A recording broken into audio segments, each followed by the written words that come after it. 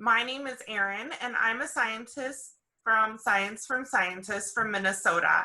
I'm a chemist, and I got into chemistry because my dad used to do chemistry experiments with me all the time, including slime, even when I was really young. And that is going to be part of our topic today is chemistry and slime. Here with me today is Ella. Ella, why don't you tell us a little about yourself and why you're into chemistry? My name's Ella, and I'm from Beverly. And what I like about chemistry is I like learning new things and learning new stuff about chemistry. That sounds awesome. I heard you have some questions for me today. How do you make clouds? How do you make cloud slime? Now that's a really great question because there's like normal slime, right? Where you use the glue and like borax. And then there's cloud slime, right? Mm-hmm. And cloud slime, what you do is you make your standard slime, which is with your glue and borax solution. And what that does is that makes a cross-linked polymer. So there's a polymer, which is a plastic, which is made up of repeating little molecules. And then it connects them all together into this wire, like this mesh, like a net, and it captures the water. And that's what makes slime slimy. And then what you do is you make up something called instant snow.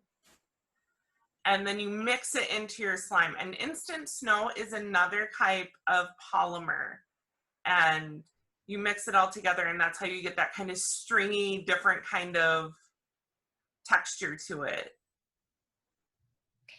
And my second question is the best way to make slime. The best way to make slime. Now, this is kind of subjective. I really like using like the clear glue and borax solution. And borax is made out of something called sodium tetraborate. And that's a chemical that helps in the cross-linking of the polymers so that they join together, kind of like my fingers are joining together now, right? Yeah. And it makes a really nice slime that's kind of gooey and slimy, but it's not terribly sticky, because sticky happens when there's not all the cross-linking has occurred. So I like that slime the most. My third question is slime a solid or liquid? Now this is a great question because it kind of acts like a solid sometimes and it acts like a liquid sometimes, right? Yeah. Mm-hmm. It is actually what we call a non-Newtonian liquid.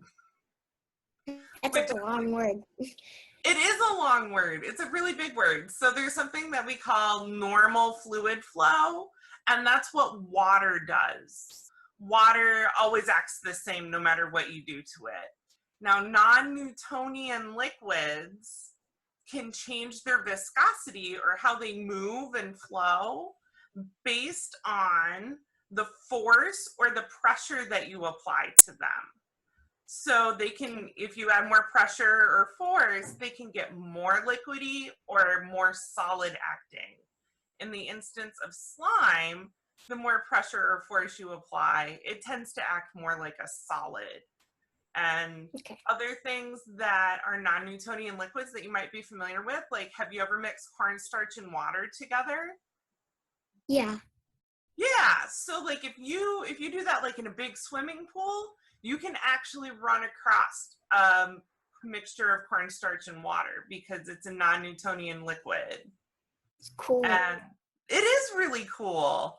I think they're actually very cool. Other things are like paint and toothpaste and blood actually are all non-Newtonian liquids. That's cool. My fourth question is why does slime get hard at night? Okay, so if you leave your slime out overnight, what happens is the water in the slime, because do you add water to your slime sometimes? I add like blue activator, active mostly, not water though. Maybe some a little bit, yeah. Okay, so in that activator, there's water. And like we kind of talked about before, when we cross-link those polymers, it makes a net that captures water. But if we leave that out overnight, what happens is the water evaporates out of that net. So it kind of gets a little dry or a little hard overnight because that water goes out into the atmosphere and into the room overnight. So it gets a little harder. If slime gets hard, there's something you can do to make it stretchy again. Make it like real. Absolutely. So what if you leave it out overnight and it gets hard, then it's dehydrated. So what you can do, depending on how hard it is, you can add just a couple of tablespoons of warm water to it to rehydrate that slime, and then massage it in there like when you're making the slime in the first place. Yeah. Now what I think would be a really cool experiment, which I haven't done, would be to let it dry out all the way and see if you can rehydrate it from that really hard state versus like just having left it out overnight. Do you have to use glue to make slime? Now, you don't necessarily have to use glue to make slime, but glue is really great to make slime because it has all the stuff in it that we need. And part of the stuff that we need is something called PVA. And that's the base polymer. Polyvinyl alcohol and polyvinyl acetate are the base polymers or plastics that we use to make slime. And those are all in glue. And the nice thing about glue is that it has all of that liquid and all of those together in the right ratios to be able to make slime. How many kinds of slime can be made?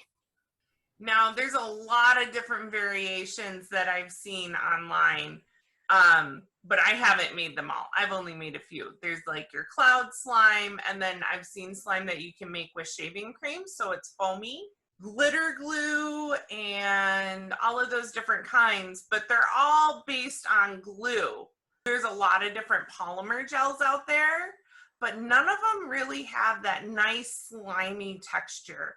So they're all going to be variations on that glue-based slime. I had a really great time talking with you today, and if you have any other questions, you can go to our Science from Sciences website or our social media to ask us those questions. Bye.